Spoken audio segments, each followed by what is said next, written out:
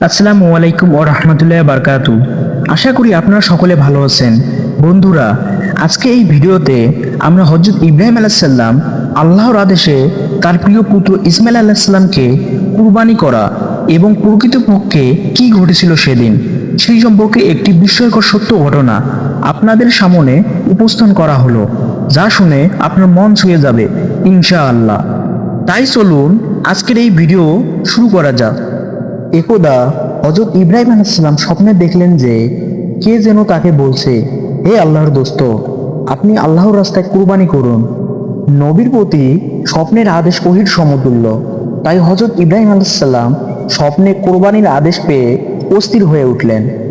অনেক চিন্তা ভাবনা করে তিনি দুম্বা ও উট কোরবানি করে দিলেন। দ্বিতীয় রাত্রে তিনি আবারও স্বপ্নে দেখলেন কেউ একজন তাকে বলছেন, হে নবী, আপনি আল্লাহর রাস্তায় কোরবানি করুন। এবারও নবী 200 উট কোরবানি করলেন। অতঃপর তিনি তৃতীয় রাতেও তিনি একই স্বপ্ন দেখলেন। তৃতীয়বারেও তিনি 200 উট কোরবানি করলেন। চতুর্থ রাতেও তিনি আবারও স্বপ্নে দেখলেন যে কে যেন তাকে বলছেন, হে আল্লাহর দোস্ত, আপনি আল্লাহর রাস্তায় আপনার প্রিয় বস্তুকে কোরবানি করুন।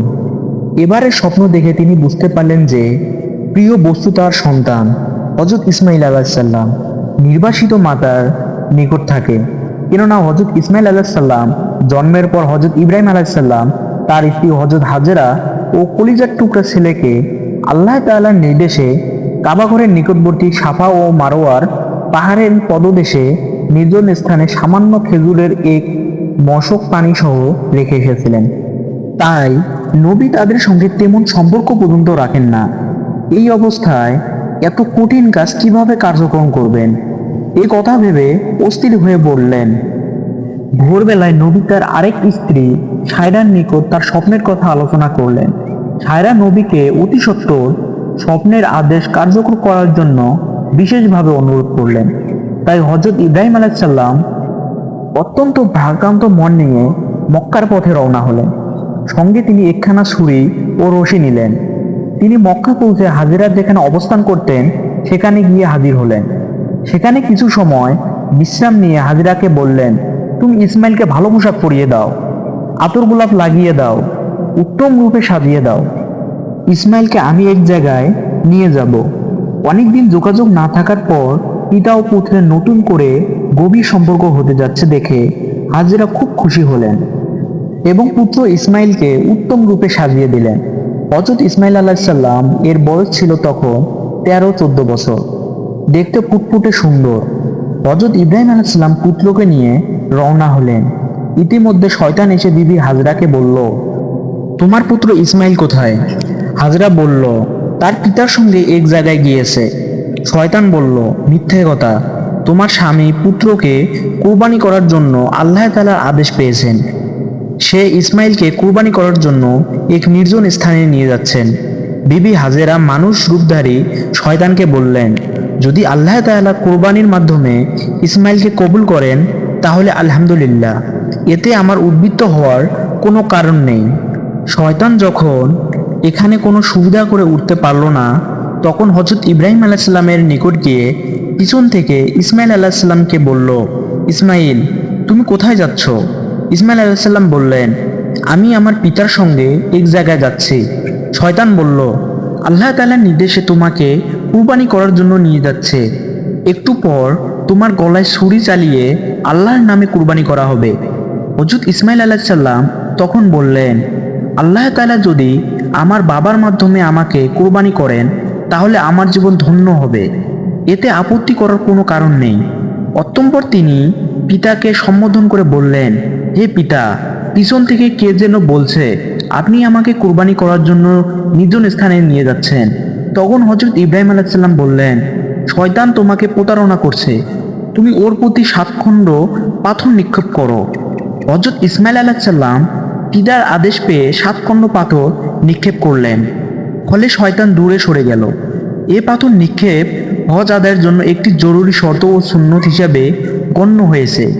হযরত ইব্রাহিম আলাইহিস সালাম মিনা নামক এক নির্জন স্থানে গিয়ে থামলেন এবং পুত্রকে বললেন, হে প্রিয় পুত্র, আমি 4 রাত ধরে স্বপ্নযোগে কুরবানি করার আদেশ পেয়ে আসছি। আমি সে পরিপ্রেক্ষিতে 600 উট কুরবানি করেছি। শেষবারে আমার প্রিয় সন্তানকে কুরবানি করার আদেশ পেয়ে তোমাকে আল্লাহর নামে কুরবানি করার উদ্দেশ্যে এখানে নিয়ে এসেছি। হযরত ইসমাইল আলাইহিস সালাম পিতার মুখে এই কথা শুনে বললেন, আলহামদুলিল্লাহ, আল্লাহ তাআলার এরূপ নির্দেশ আমার জন্য সৌভাগ্যর দ্বার খুলে দিয়েছেন। আমাকে আল্লাহ তাআলা কবুল করেছেন, এজন্য আমি অত্যন্ত আনন্দিত। আপনি এ কাজ সমাধান ক্ষেত্রে আমাকে ধৈর্যশীলদের অন্তর্ভুক্ত দেখতে পাবেন। আপনি আর বিলম্ব না করে আল্লাহ তাআলার আদেশ অনুসারে কাজ আরম্ভ করুন। হযরত ইব্রাহিম আলাইহিস সালাম বললেন, ইহা আমি কিভাবে সমাধান করব? ইসমাইল আলাইহিস সালাম উত্তরে বললেন, প্রথমে আপনি আমার হাত পা বেঁধে নিন, এরপর আমাকে বিপরীত দিকে কাত করে শুয়ে নিন, যেন আপনি সরাসরি আমার মুখমণ্ডল না দেখতে পান। তারপরে আমার গলদেশে ছুরি চালনা করুন, এতে আপনি কৃতকার্য হবেন। তৃতীয়ত, আমার রক্তে ভেজা কাপড়গুলো আমার আম্মার হাতে পৌঁছে দেবেন। তিনি এগুলো দেখে আল্লাহর রেজ মন্দির ওপর খুশি থাকবেন এবং আমার কথা স্মরণ করে কিছুটা স্বস্তি লাভ করবে, কারণ তার আর কোনো সন্তান নেই যার দিকে তাকিয়ে তিনি স্বস্তি লাভ করতে পারেন। হযরত ইব্রাহিম আলাইহিস সালাম পুত্রের কথা অনুসারে আস্তিনের মধ্যে রক্ষিত রশিগুলো বের করে তা দিয়ে ইসমাইলের হাত পা বেঁধে নিলেন। অতএব তাকে কাত করে শুইয়ে নিলেন। তারপর আস্তিন থেকে ধারালো ছুরি বের করে বিসমিল্লাহি আল্লাহু আকবার বলে ইসমাইলের গলদেশে ছুরি চালিয়ে দিলেন।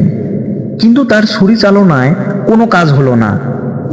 ছুরি ইসমাইল আলাইহিস সালাম এর গলদেশে চামড়ায় কোনো ক্ষতি সৃষ্টি করতে পারল না। তখন ইব্রাহিম আলাইহিস সালাম আরো জোরে শক্ত করে ছুরি চালাতে লাগলো, কিন্তু না, কোনো প্রতিক্রিয়া সৃষ্টি হলো না। তখন ইসমাইল আলাইহিস সালাম বললেন, পিতা, আপনি ছুরির ওপর শক্তি দিয়ে চেপে ধরুন, তাহলে সম্ভবত আপনার উদ্দেশ্য সফল হবে। নবী এবার তাই করলেন, কিন্তু ছুরির তীক্ষ্ণ মাথাও চামড়ার ভিতরে প্রবেশ করে না। তখন ইব্রাহিম আলাইহিস সালাম রাগ করে ছুরি দূরে নিক্ষেপ করলেন। তখন ছুরি বলে উঠল, হে ইব্রাহিম আলাইহিস সালাম, তুমি আমাকে ইসমাইল আলাইহিস সালাম গলা কাটার জন্য একবার বলো, কিন্তু মহান রাব্বুল আলামিন আমাকে 10 বার বারণ করেছেন। অতএব তোমার কথার গুরুত্ব দিব না আল্লাহ তাআলার কথার গুরুত্ব দিব? অতএব তুমি অন্য প্রস্তাব গ্রহণ করো। হযরত ইসমাইল আলাইহিস সালাম ও হযরত ইব্রাহিম আলাইহিস সালাম উভয় ছুরির কথা শুনলেন। ইসমাইল আলাইহিস সালাম তখন পিতাকে বললেন, হে প্রিয় পিতা, সন্তানের মুখের দিকে তাকিয়ে জবাই করা অত্যন্ত কঠিন কাজ। এ কাজ হয়তো আল্লাহ তাআলা পছন্দ করছেন না। অতএব আপনি কাপড় দিয়ে আপনার চোখ দুটি বেঁধে নিন, যাতে আমার চেহারা আপনি দেখতে না পান। তখন আপনার চেষ্টা অবশ্যই কাজে আসবে। হযরত ইব্রাহিম আলাইহিস সালাম হযরত ইসমাইল আলাইহিস সালামের পরামর্শ অনুসারে নিজ চক্ষু দুটি বেঁধে নিলেন এবং পূর্বের মতো ইসমাইলকে কাত করে শুইয়ে দিলেন।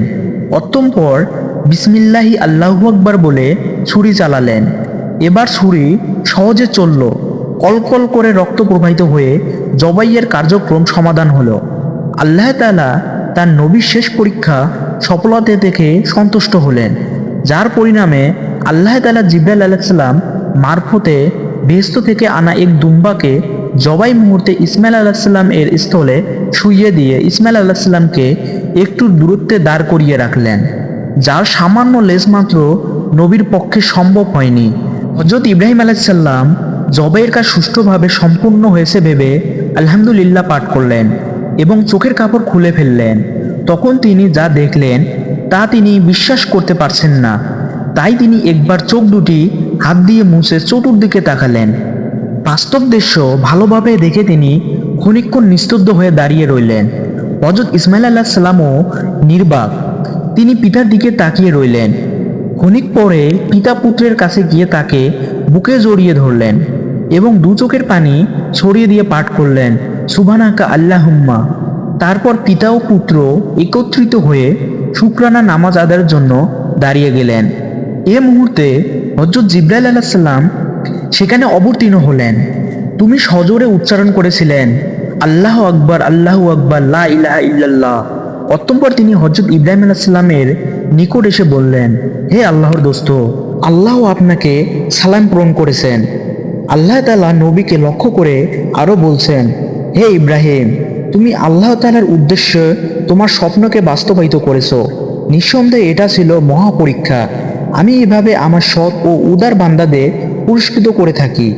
আমি সন্তান কোরবানির ক্ষেত্র বদল করে পশু কোরবানি দ্বারা পুরস্কৃত করেছি। এক্ষেত্রে আরও যা দিবার তা পরকালের জন্য রইল। আমি আমার সৎ নিষ্ঠাবান বান্দাদের পুরস্কার দিয়ে থাকি। ইব্রাহিম আলাইসাল্লাম আমার ইমানদার কৃতজাত বান্দাদের অন্যতম থাকবেন। হযরত ইব্রাহিম আলাইসাল্লাম আল্লাহ তাআলার প্রেরিত সুসংবাদ শুনে অত্যন্ত খুশি হলেন এবং তার দরবারে শুকরিয়া আদায় করলেন। অতঃপর তিনি ইসমাইল আলাহিসাল্লামকে নিয়ে বিবি হাজরার নিকট চলে গেলেন। সেখানে গিয়ে হাজরাকে সমস্ত ঘটনা খুলে বললেন। হাজরা তখন আল্লাহ তাআলার শুকরিয়া আদায় করলেন